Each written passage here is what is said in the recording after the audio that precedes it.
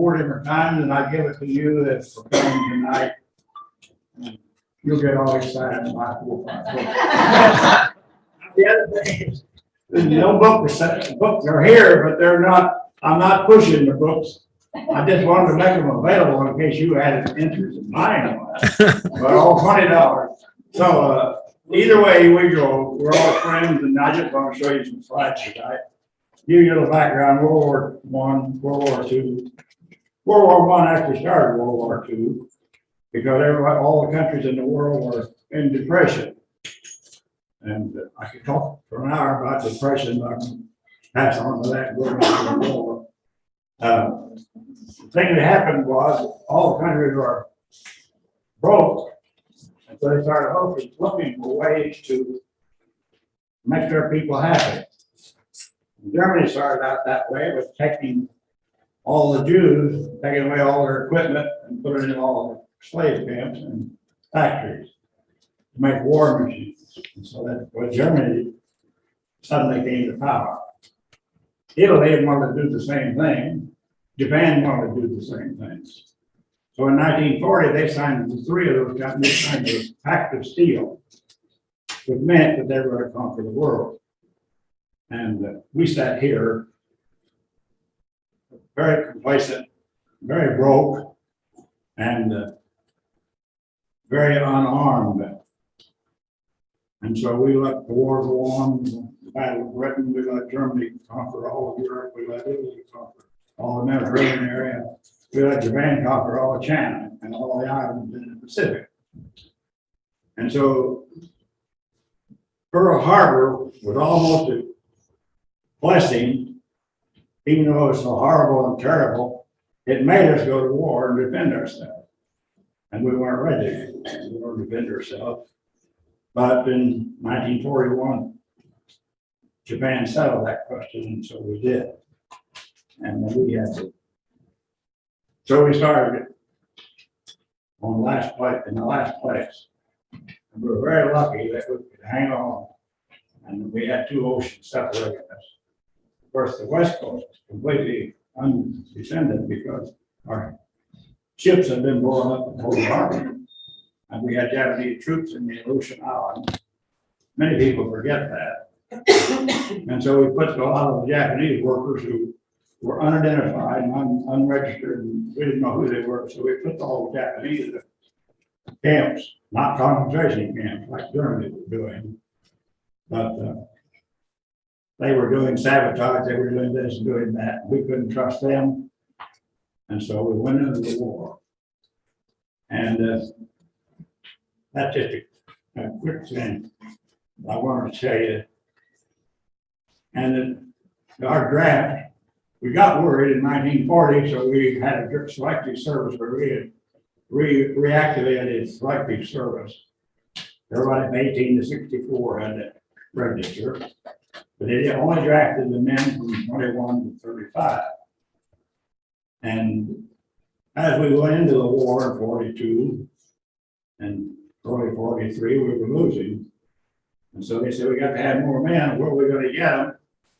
And of course, they always said, don't get the teenagers. And so that's where they got me, the teenagers. So at 18, you could be drafted, and you could not. At 18, we were not adults back then. And we couldn't drive a car, we couldn't vote, we couldn't buy a beer or be seen near a bar. But we could be drafted and we could fight.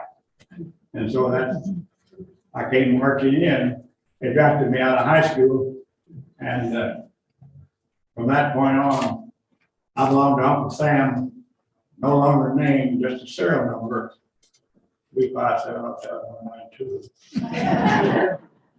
Never get it. And I joined the Air, and I was drafted in right out of high school. 18, I needed 6 credits to graduate. So that's my draft. And there I stood, through the Depression, through high school, ready to make some money. And Uncle Sam gave me that scholarship. Okay, you're going post-grad school. And so that's the way that happened. And you can imagine how an 18-year-old kid would feel, never been further from home, and then in Annapolis. And that was wanted to see the 1943 Bedford High School team playing the state final. And so there's a lot like the old saying there, learner and roll, learner and roll. Both paint your wagon many years later.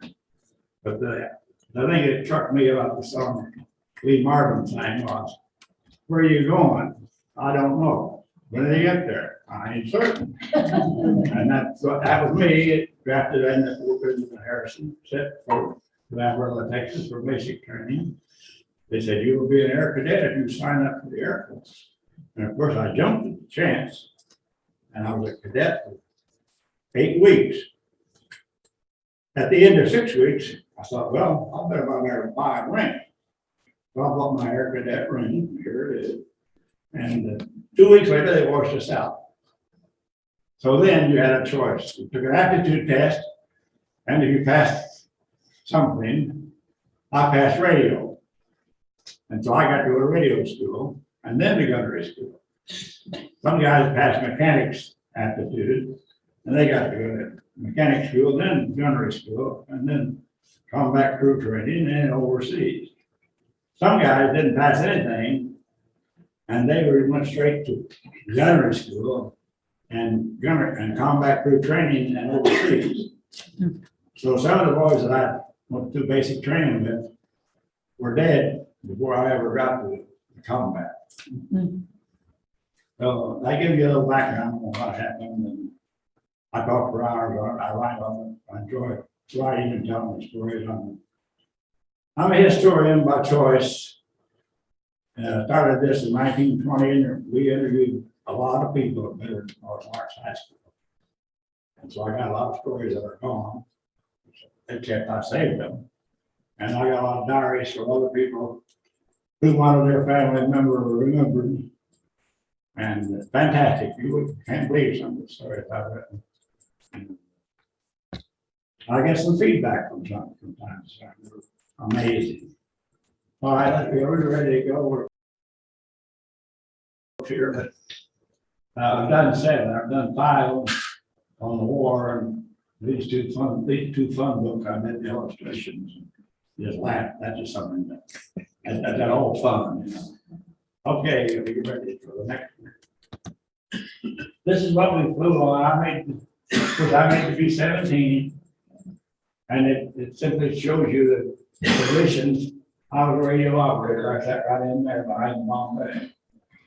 And it simply shows you the positions of where we were on that plane. Okay, the next one. That's me at 18. No, 19. I didn't get overseas for a year. They trained me for almost a year. Had the best educational system you ever saw. The Army could train you for anything. And they took a green kid who didn't know his beans and trained him to operate that radio. And I ended up on the lead plane. Ooh. At 19, I flew 20 missions on a $250,000 B-17. And the pilot was much over 22, probably. We were the 2 kids. We were all post-grad study, all post-grad. And that's the ring right there. I think I paid $13 for that. It's been my lucky ring ever since. It was even my wedding ring. No. My wife said, if it got you back to me, I didn't ignore her while I'm over. If you got back to me, you can do some the rest of it. And so we couldn't afford a wedding ring anyway. All right, next picture. There I am dressed for 40 below zero. We flew about 25,000 feet sometimes. Each mission depended on what the target was. But we could get to 25,000 feet, 20,000, etc. At any rate, it was 40 below zero. And underneath all that equipment, we had electric underwear. It's like almost like a blanket, real thin, and you put it all over your long johns, and you can plug in your socks, and you can plug in your gloves. And at 45 below, at 40 degrees below, if you touch any metal with your skin, it was gonna stay there. So when I said metal, I sent messages on my radio. I simply took off the big glove, used the electric glove. You don't touch it. That's the parachute hanging on us at the chest pack. Most men wore chest pack parachutes. You always think of the ones where you, big ones where you sit on them. That was reserved for the pilots and the officers and the big shot. But we peons used to jump that parachute, and you just take it off and walk around with it like a suitcase. And many of them didn't wear it all the time. They were in battle. They just put it someplace where they could grab it in a hurry. A lot of times you didn't have that hurry to grab it in. So there were a lot of explosions. But the headset, over the headset, we had a steel helmet with ear flaps. And we had an apron, woven steel covered with cloth, weighed 45 pounds. Put it on top of here, put it on some slippery heads with this to help each other. And we also had a Midwest life preserver, very thin. And if, in case you had to land in the ocean, had to ditch, you had a life preserver on the ocean. Okay, next. This is our crew. That's me, and there's the ring. Someday I'm gonna write a story about the ring. But we were all 19, the gunners. That middle guy's the pilot.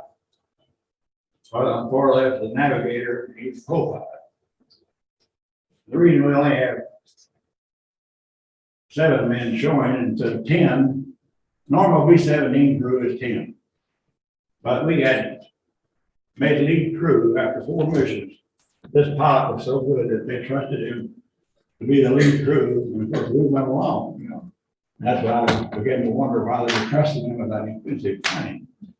Because I had to send all the messages, and I had to monitor everything. And I didn't know what I was doing half the time, because they told me what to send, and what I received in there, I had to tell them. And so I was in between. But I did learn to send Morse code at 22 words per minute, and receive it at about 16 words. And Morse code was, we didn't have cell phones. If we'd had cell phones, I wouldn't have had a job. We were very mechanical, very high technical people. I was a tech sergeant. I've been in radio school. But anyway, they took off 2, we made lead crew. So they took off 2 gunners. Took out the ball turret, because in place of the ball turret, they put in a big dome, and with a radar dome, they could read through the clouds. We call it BFF. Whatever that stands for, but we call it the Mickey Mouse stuff, you know. This is Mickey Mouse stuff. And but they put another man on the plane to operate that, and he sat across from me in the cabin. Now, when you look at a B-17, you think it's a big plane. If everyone ever lands around here, you get a chance to go through it for $5 to do it, because you can hardly make your way through it. You realize how cramped it really was, and with all that equipment. So we had a command, in addition to this, we had a command pilot. They put this guy in the tail gun, took out the tail gun, and put a second lieutenant back there. And we had, so the command pilot sat with our pilot. And we led a squadron of 12 planes. Now we always flew in formation of about 36 planes. And we were flying 12 here, 12 here, and 12 around here. So when we dropped our bombs, we didn't hit anybody, plus somebody got careless. And we just plastered German territory. It's hard. All right, next. Lined up for takeoff. Lee, That was 3 minutes. can I ask, Well, that pilot of that one, he was your pilot for 20 missions, the same guy? yeah, same time. Did you correspond with him after the war? Once or twice. He became part of the Connecticut Supreme Court, and he died in an accident automobile accident, and they closed the state capitol for it, too. That's how sharp that man was. Thank you. Is it okay to ask questions? Let me get through first, and we'll have, question and answer. I like to do the question and answer last. Take off every 3 minutes. We were lined up on the runway and did take off. I taken off the thing in itself because we had to go up over England and find these guys. We had to find our other 11 men, our 11 planes. Everybody trying to do the same thing, and we were sending 500 or 600 planes at the time. The Vanderbilt was like over England in the dark. We didn't do it all by 7 or 8, sometimes much earlier. But we were all up there trying to find the plane. A lot of people died in mid-air collision. A couple of good stories. People told me how they got out and made it through that. But it was a terrible thing to have to take off, find your squadron, and then find your formation, the other 2 squadrons, and then take out over the Ross Sea to face more danger. It was not an easy job. There we are like that. You see how we flew very close together because the German fighters would try to break up that formation and gun down a plane or 2. And so the tighter you have to explode, we flew the wingtip to wingtip almost. We just sit and wave the guy next door. And that's just how tight it was. And then there were mid-air collisions because of that. And one of my worst stories is mid-air collision. One plane came up under the other, Parker fell a body about the end of the plane. He was, turned out that years later they found out he was a twin, and his twin brother had already been killed in Italy. The family lost two boys, both radio operators.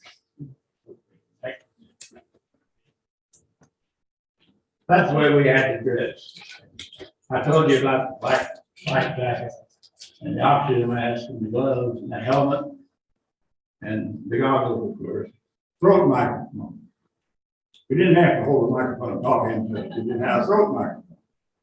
It was very good, very good. It was just very tight.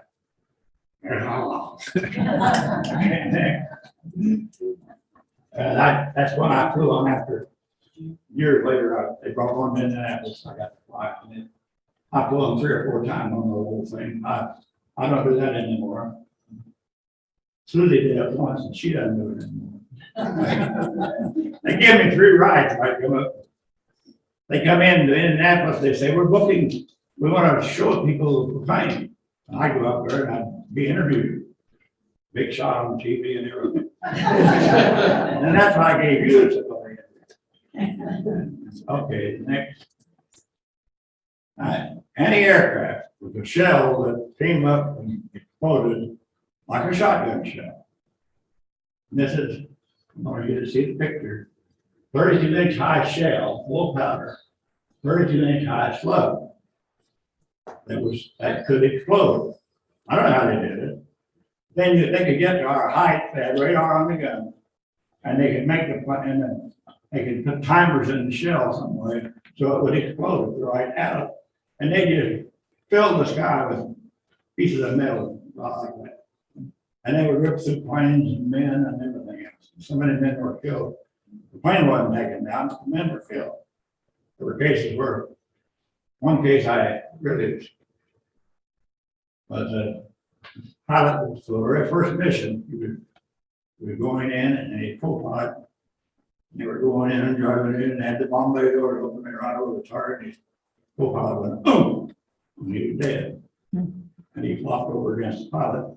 He had to drive the plane and do this and do that. And he radioed for help. Somebody get this guy off, man. It was a problem. That happened 2 or 3 times. But this guy I knew personally. He was from Washington, Indiana. That's what the anti-aircraft shell looked like. Okay, next. That's what they set it up with. The cannon, the hack, anti-aircraft. They could use a cannon against men, trucks, planes, anything. They were very versatile. They just changed the type of shell. They want to use it against men, they use a different type of shell, they use that plane, they use a private shell. And you could take, took 10 men to operate from those, and they had them in towers and around Berlin, especially. Any important target was ringed with anti-aircraft guns. And then there were a lot of them along the way. One of the things we had to do, they took us every morning, that we flew a mission. We'd dress and go down to mess hall and eat, and then go down and just briefing room. And they would brief us on the mission. And they pull back the map to do see where you were going to go. Also on that map, they had little circles. All those circles represent guns. And so our plan was, what the intelligence told us in briefing was, slide this way and you turn that way. And you don't go over those circles. Stay away from those circles. But when you got the target, you had no choice. Because at the target, the sky was just full. And we had to fly into it. That's when you learn to pray. When you look straight ahead of you, you got for 20 miles or so, 20 minutes or so, the bombardier has control of the plane. He's on automatic pilot. His bomb sight controls the plane. The pilot sits there. And in case of emergency, of course. And that's the way you go into that stuff. And you hope you come out on the side in one piece. And if you flak hit your motor or men or your pilot or somebody, or just destroys the plane, you come out and then you have to drop out formation. And the formation is your big protection. You drop out, you know who's coming after you. And I've seen two of them go down. Okay, next. That's the way it looks. And you're not. How's it going to miss you? We used to count the holes we had in the plane. I had 50 today, I had 75. And the guy, the mechanic were really patching the thing, you know, aluminum patches. And that's one of our planes too. They got the red tail and the stripes around the stabilizer and wing. I never take it from my radio. I didn't take the picture, but I can tell. I know the women are there backwards. That's it. It was scary. And you know, what does a teenager think? I sometimes think, what was I thinking? What was I thinking? Why wasn't I scared to death? And I was, you know. But the thing of it is, you knew you had to do it. And we made a game out of it. You had to pay 25 missions at first. Memphis Belle was the first, one of the first planes to make 25 missions without being down. And so they made fame. They were all over the United States. They brought them back. They raised $1,000 selling bombs. Memphis Belle now is over at Dayton. By the time we got there, they said, well, you guys can fly 35 missions, but added another 10 because I didn't get there late 44, December the 5th, 44 was my first mission. And so we flew to what? The toughest target and the farthest away. Big B, Berlin. We broke into it right. I mean, we just broke right into the business. And we went to Berlin on the very first mission. We didn't know what we were doing. They always put the new pilots in the back where they didn't trust them to fly formation safely. So the new pilot was ended up in the back. There we were, tail end Charlie, coffin corner, whatever you want to call it. Because the planes could come in and get you from the back. You don't have the protection of formation in the rear, you'd have this in front. You know. And there was probably an expression for that, you know, we're in the rear. Okay, next. That is a picture of the plane that imitated the Memphis Belle. I don't know, that's Memphis Belle looked just like that. They made an imitation of flew around the country like they do now. They're still doing that in Texas. Okay, next. Those are the guys that protected us. P-47 and P-51. Mostly we saw these guys. I call them the cowboys of the sky because they were Everybody wanted to be up there by himself and be a 51 pilot or 47. And next, these are the guys that became actors. This is the jet that they came with late, two German jet. I think this is the 19 in that's a 19 in this is 109. But they were very, very good. And as we shot them, and our pilot shot them down, and their Air Force kept weakening, they couldn't replace it. They hadn't trained. So we were blasting up all air bases. We were blasting all factories, bridges. Our job was to take out any transportation or any factory or any oil dump. They had synthetic oil like that. And they would make artificial cities over here, and all they're making the oil over here. They could completely design a city to fool you. So those are the guys that came after. And then when this one came, this was terrible. It was double the speed of anything we had. But it went so fast that our planes could, if we got after one of our planes, he could do a loop, get behind it. But he couldn't turn. He was going so fast, he had to dodge his own bullet. He had a cannon or two and cross, but once he shot, he catch his own bullet. Okay. That's a repeat. Right. I'm just fascinated that we flew that way. There's another, the contrails, of course, you know what that is. You see it all the time. That's frozen exhaust. Next. That's what happens on the Black Gushy.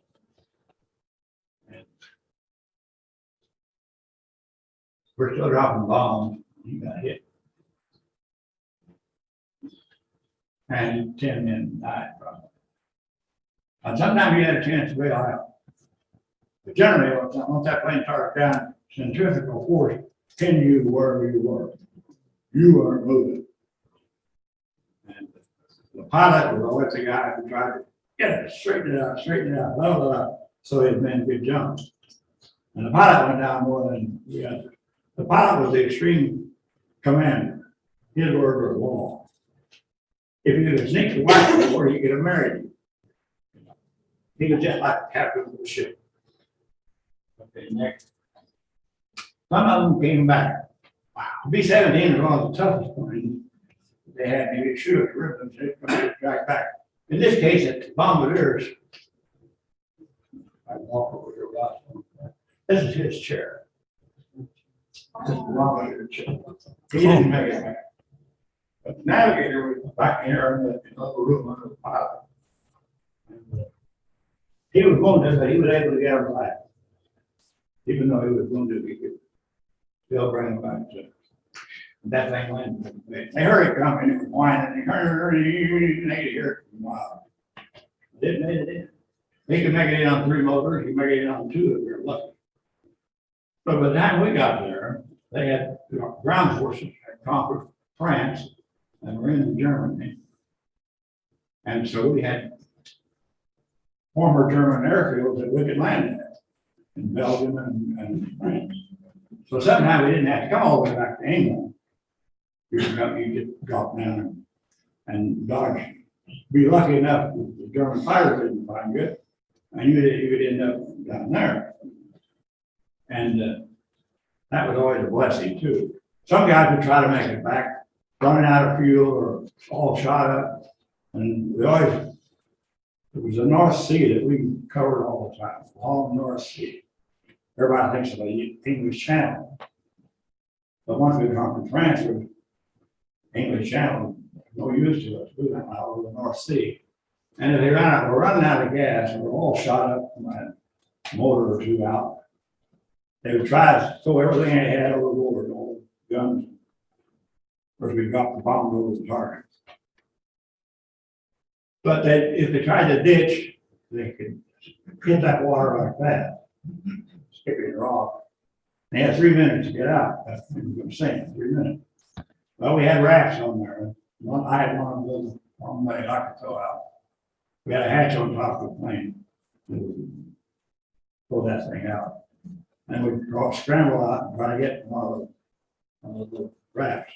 And hope, and of course, the North Sea was cold, because the cold, you would die. Then it was a race between, if the German boats could come and get you, or the English boats. So either way, it was a bad race. But I got a real good story about that. So the guy in Indianapolis, well, it can't be his diary, and every mission wrote down what happened before he got out of that plane. So it's just like flying with him. His name was Stout. He went to Shortridge High School. He made his 30 mission. Came back, became a test pilot. He got killed out in Arizona somewhere. Just things like that. You never knew from day to day. You never knew what was going to happen. Okay, next. So was that from the flag? Pardon? Was that from the flag?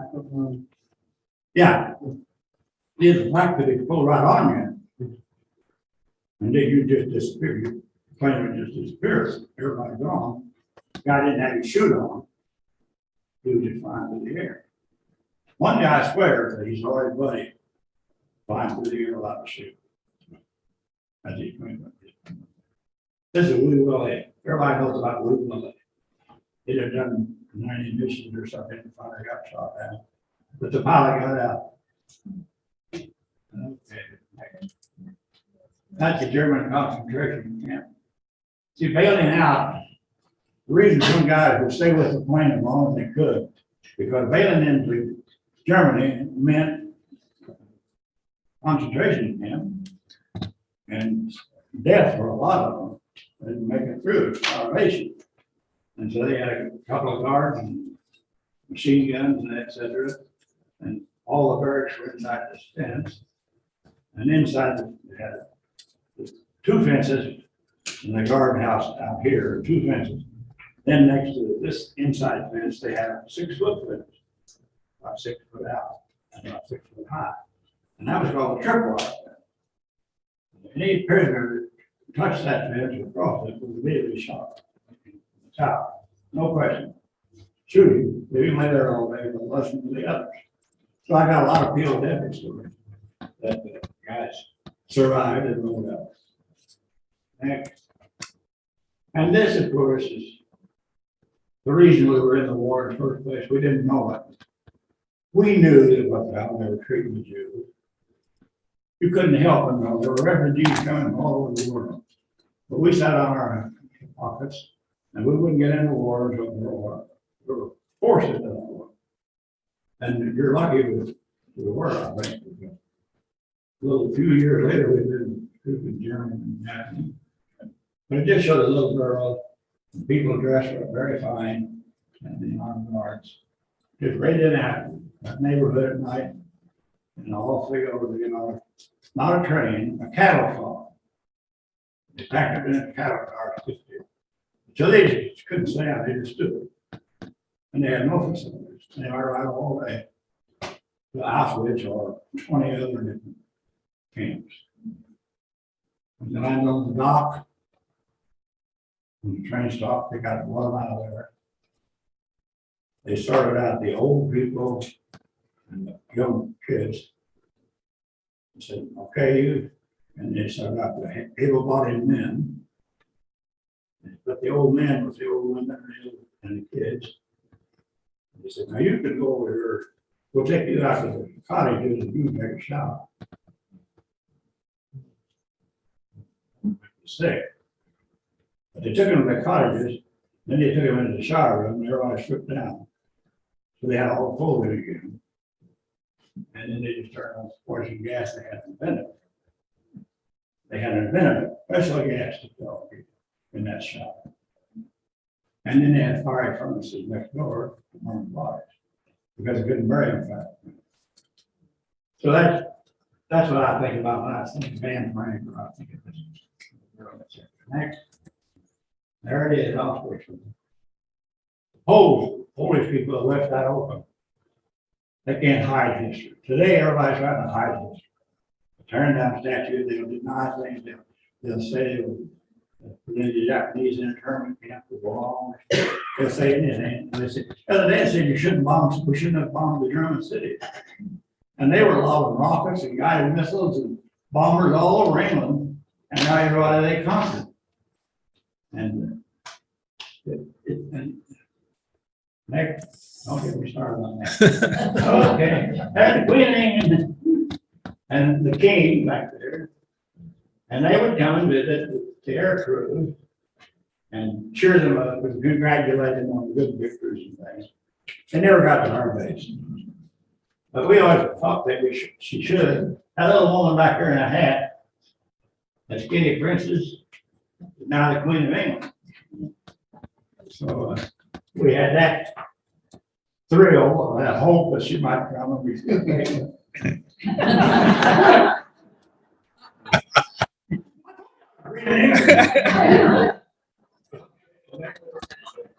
That's the letter to the Queen. I sent this first book I wrote. Susie typed it. I wrote it wrong. I had a heart attack in 2000, and they said, and they found my diary, and they said, you got to write something about this diary.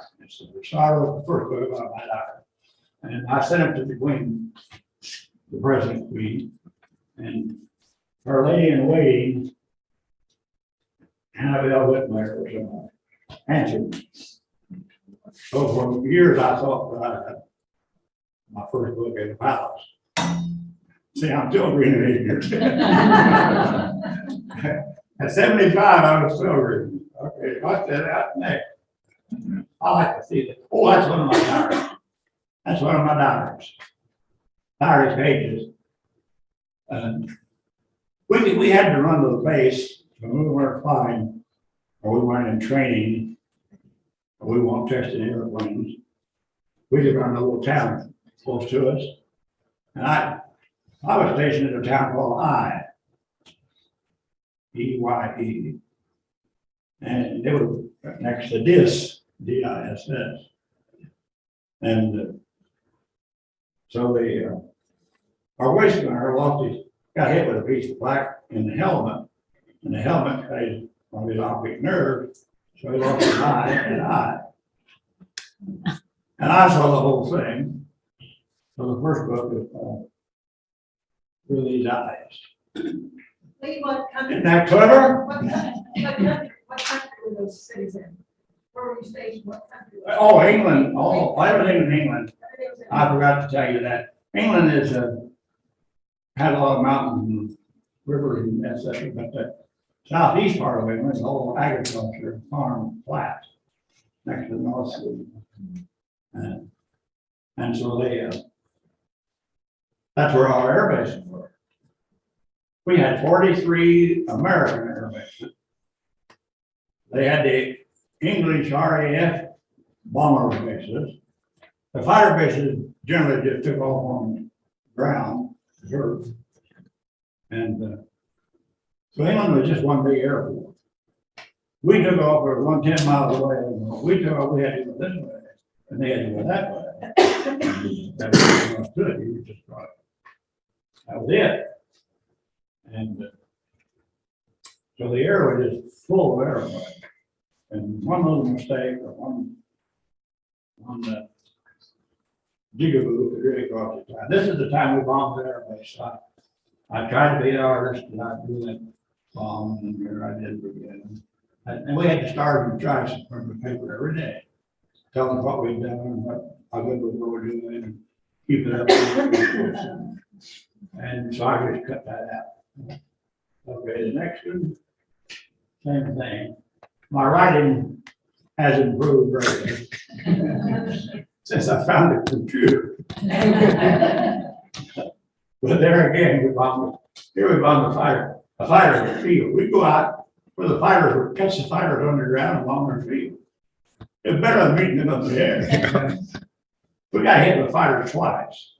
One we were leading the high group, and they had a semi-suicide deal. Not like the kamikaze of Japan. Kamikaze of Japan, they didn't just go and crash the plane on purpose. These guys, the Germans, had agreed that they would try to shoot us down. If they couldn't shoot us down, they'd try to And if they got shot down, then they would try to ram us and bail out. And they could clip our tail off our water and then bail out. And so this guy tried it on us. And I saw him coming in, he was dead. But his plane was coming right at me. Next, the best part of the war, Germany called a ceasefire on the 1st of May, at the end of April. Now, on the 1st of May, it was those missions to drop food to the people at Hutton. They called it food from heaven. We call it Chow missions, mercy missions. And you see, the Germans said, okay, we'll have a ceasefire. And of course, our people said, well, we want to feed the starving people in Holland. They said, okay, but you have to, we set the rules. So you go in at 600 feet and you stay in this division at a specified target and you turn around and come out. You know, and they were down there, we were flying over them, all the fighters. Now, Amsterdam was one of the big fighter bases. It was scary, but the minute they said ceasefire, they loaded the plane, our plane with boxes of food. 10-in-1 rations, waterproof cardboard boxes. 10 people, one box feed 10 people. 10-in-1 rations. And that's what we were dropping. We were so low you could see the people thanking us and waving us and so kisses. They were in trees and on rooftops and everything. And the target was over here and the white cross on the ground. And that was, I did 2 of those after the war, after the ceasefire. And then 6 days later, Germany Hitler kind of, they signed a treaty. It's kind of funny about Hitler. He knew what happened to Mussolini. I remember it was Germany, Italy, and Japan. Well, in Italy, the people rebelled themselves. They were rebelling. They took Benito Mussolini and his mistress, stripped them down and hung them by the heels in town square of Milan. Now, Hitler was living in Berlin in an underground deal with his mistress. So he married her. Then he took poison. And then he shot her. Make sure. But he knew what happened. Benito would help him what happened to him. But I've always said it was one of the shortest weddings on record. And he deserved the misery he caused. So there you are, well, they never forgot us. They, on May the 8th, or in early May every year, they get in little airplanes and fly and drop those parachutes. They reenact this every year. They respect us in England and Germany and Belgium, France. I don't know, France. I don't think France is respects anybody. Germany. But anyway, that was the best part of it. And we knew then that we were headed for the Pacific, but we knew that it would take a long time to get us there. So we had about 2 months in England just to enjoy it, sit back and enjoy it, and wait till we could fly back to the United States. Yeah, I don't think there's anything left.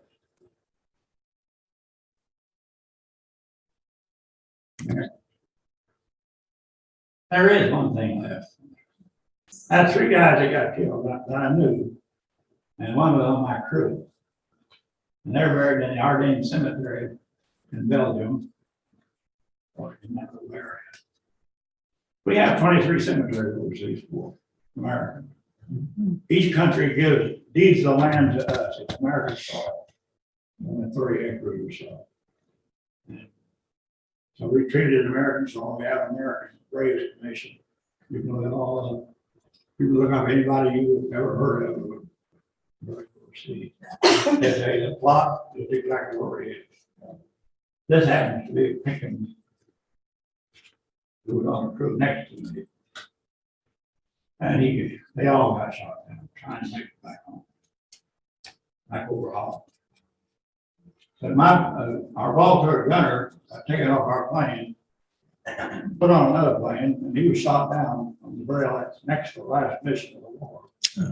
They landed in German territory, and they were all 8 of them were murdered and buried in a pond. Finally, we found the bodies 6 months later. So he's also there. This picture was sent to me by a guy in the Netherlands who never, I told you, they never forget. And he took that picture, put the Netherlands flag with it, the American flag, and sent it to me. So that's Pickett is a bird name. Jimmy, is that Margaret? Pardon? Is that Margaret? The Dutch cemetery, Margaret. No, that's Ardennes, Oh, I did. the Ardennes. There are 23 of them, a couple in Asia, the rest of them in Europe. Okay. Anything, man? Oh, commercial. If you want to look, I didn't want to deprive you of this privilege. But I'll be glad to sign it. I've signed them all. If you want me to say best wishes to you. Now, my meeting is over, but there are questions. You might want to stay for questions. You are remarkable. But you can feel free to leave. Lee, how many people, when you said you went as an 18-year-old out of high school, how many people approximately in your class went? Everybody.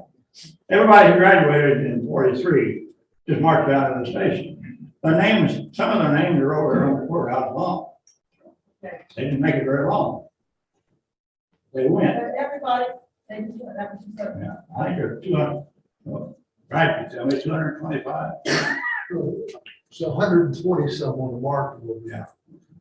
What's amazing though about, you talk about numbers, there were actually more troops killed in the Air Corps in World War II than were killed in the Marine Corps.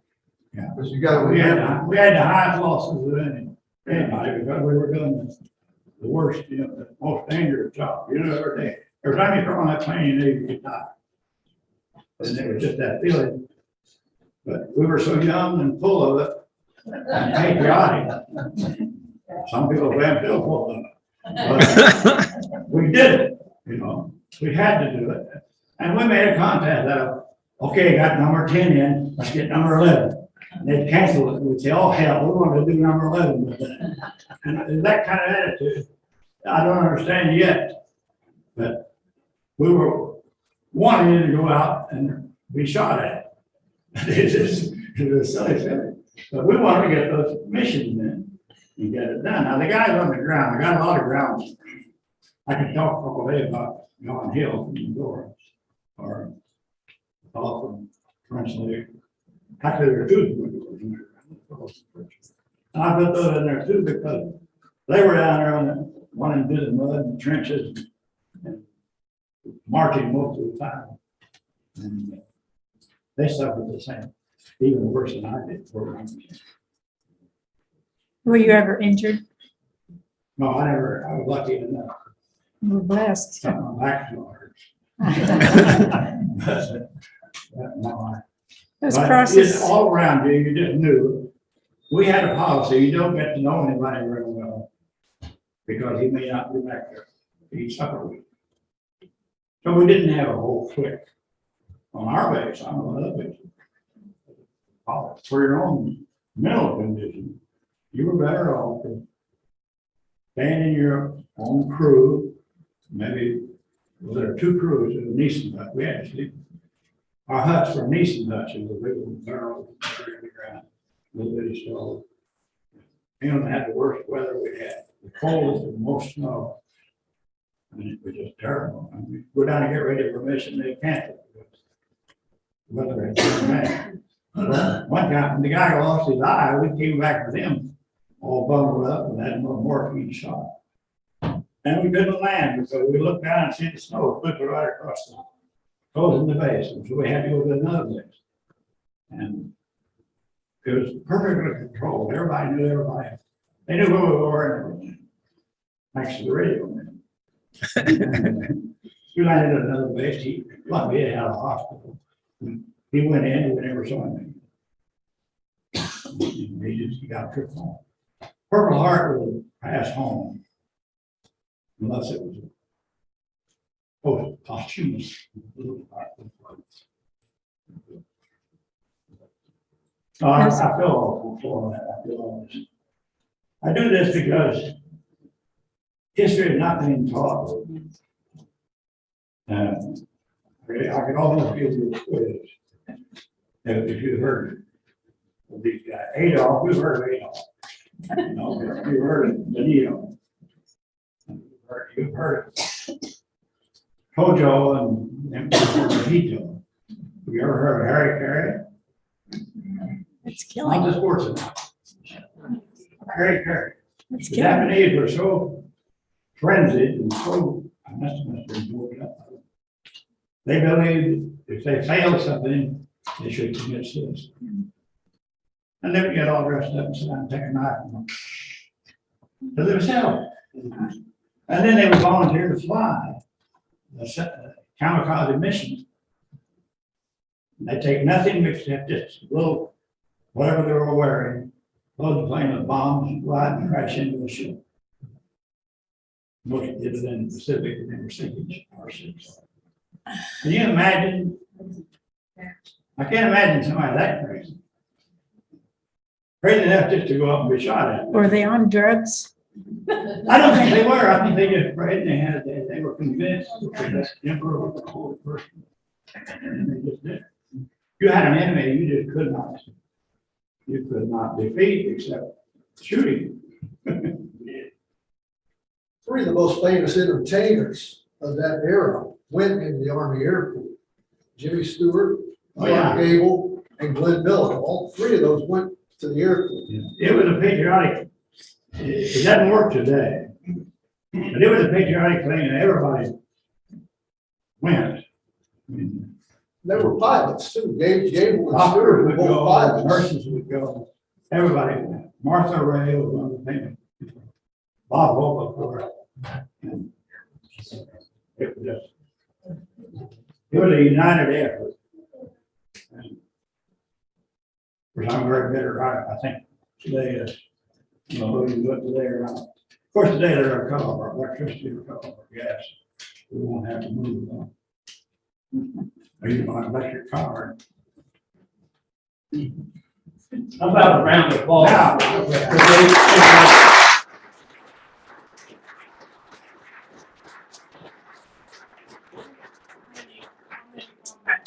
You did what, I 30? did 20, no, I just did 20. They quit.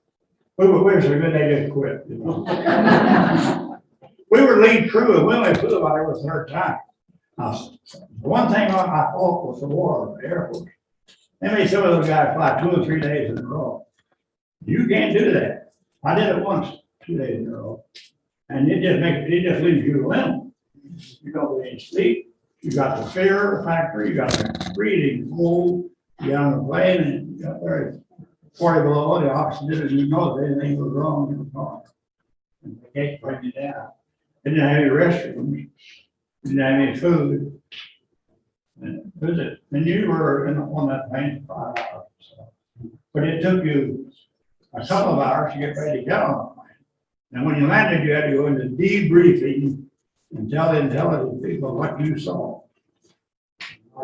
And they give you a shot of scotch. I didn't drink it. But my engineer buddy did. And he'd take anybody else. And sometimes he got so calm and sedated, he couldn't walk his mouth. So he missed something. I always ate something. No, it's funny. Did you ever, always made it back to England? Yeah, Did you come in on emergency landing a couple times?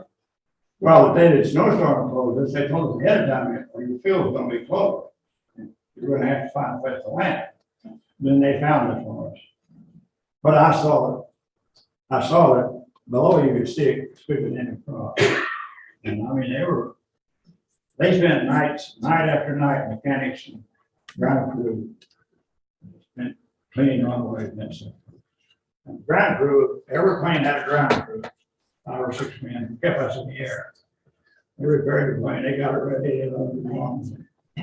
Gasoline in the wing, you can imagine your gasoline's in the wing. The bomb ran upon, they were sitting around the front of it. If one got stuck, somebody was supposed to go get it. It wasn't my job. That was my bigger job. But anything could happen. I mean, just all of a sudden. One time they took off and flew into a bunch of birds. Took them down. Or the plane wouldn't get off. When you lined up like that, they were 3 minutes. Sometimes the plane wouldn't get off the runway. You were loaded with 9 or 10 men and 10,000 pounds on. And I don't know how many pounds of gasoline in the plane. 75 gallons of oil.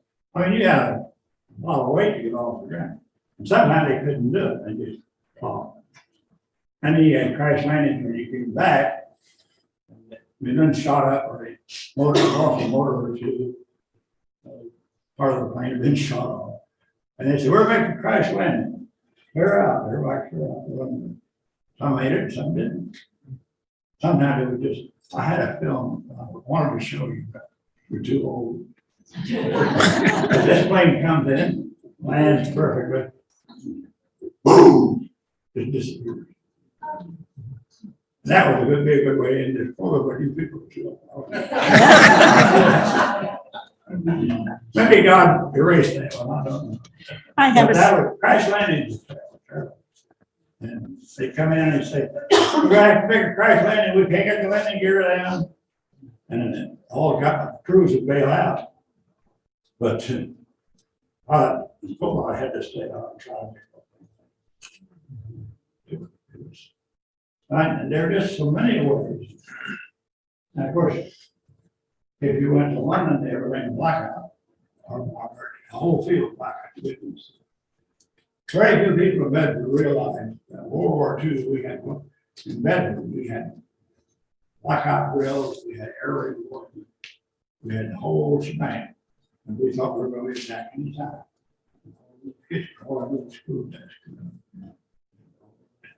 And they don't take that into account. I remember the blackouts. Wrong city. Right, wrong cities, that's where it was. And they were wrong cities first. They had no pity. There were very few records of pity. I had one story that's a record of pity, and I got feedback. An American pilot was crashing. German pilot was in a field, and he saw this plane, parachutes coming down. He saw their plane come in and crash. So he rushes over. He's a German lieutenant. He rushes over there, and the pilot laid on the ground, and he practically did. But he says, "Take my ring." He said, "That's enough." So the German took the ring and gave it to the American authorities after the war. And he wrote the parents. I said, "I've given this ring, and you're going to get in this ring. I just wanted you to know that we're not all criminals." And so it turned out that an outfit in Arlington Cemetery who writes stories about the hero, the people buried there. And they had written a story about this guy. And they gave me the story. The ring did get to the parents. And that was all. And his West Point ring. So I just said this. I put it in this month's seasoning patch. Museum piece. But it's just a wonderful thing. Find out there's something in the ring to do that. Show that the man, there was humanity in that. German people were fooled just like we were being fooled now. German people were fooled just like we were being fooled now. You can argue with me all day. That's what I say. Okay, and any questions? Were you instructed if you could not make it back to England to try to divert it to Switzerland? Yeah, we never did that because Switzerland was not very kind to people. And they actually interned you. If you landed in Switzerland, you were out of the war, or Sweden, you were out of the war. Germany wanted 2 places where they could store all the money they had stolen all the world. So they left it Sweden and Switzerland alone. Sweden and Switzerland were the only 2 neutral countries in the world. World War II. But if you landed there, either place, you didn't have a locked out time. You were free. One thing that you don't hear anything about status of the country, our country, during people don't even talk about how bad it was at home. Because every factory in this country was producing for the war and nothing else. Yeah. Everything was rationed. And everything was rationed. Women went to the factories and men went to war. And we had crane developed. I went to crane when Dad tried to get a job. Before I got drafted, I saw crane burn system. And Charleston was making tile. We were making shell. We were sitting right in the middle. And it was all for the war. Everything was for the war. We had scrap drives in high school. We had one, we could contribute stamps for work. It was all, we had to do it that way. You talk about mandates. I've been so mad about mandate. Just like your service mandate. And the fact that we had to survive was not a mandate, it was a law. And we had to do it or go down. The black pilots, were they in Germany or were they in the? Jerry Italy, but they flew over Germany. Did you ever see any of the red tails? No, we went one way and they went the other. They flew with all the bombers stationed in Italy. And in Italy, in 15th Air Force, we were 8th Air Force. 15th Air Force was in Italy. Completely different climate and completely different targets. They took care of Austria and all the things that Hitler had built east. And once in a while, they'd fly over the Alps and get southern Germany. And once in a while, they'd get in trouble and couldn't make it back over the Alps. They'd put everything off and do the best to go. It was two different wars from their point of view. And I do have some stories about that because I ran into a guy at the Columbus Airport has a national museum. And I walked in there one day, a guy, Stephen, on his shirt. I said, I used to know Stephen. He gave me some stories. He says, I'm Stephen. He gave me about 5 stories from 15 that I would never have had. Did I hear you, that gentleman, did you correctly? The Tuskegee Airmen, Lieutenant. Oh, I didn't finish that sentence. You did not fly over. and No, the I'm ETO sorry, I'm sorry.